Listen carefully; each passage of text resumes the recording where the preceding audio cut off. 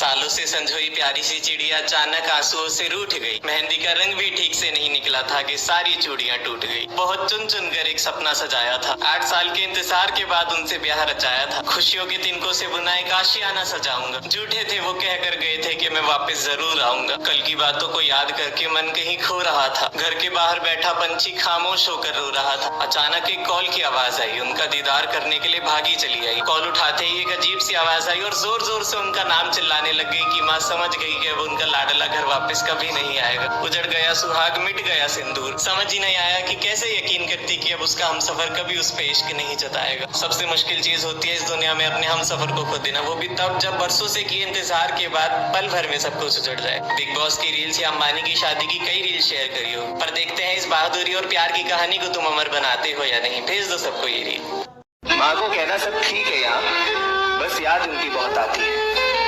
खाना जब बनता है यहाँ तो उनके स्वाद की कमी लग जाती है।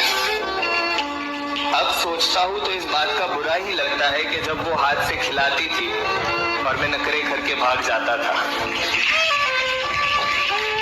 झूठ नहीं कहूंगा, कभी लग जाता है डर मुझको भी।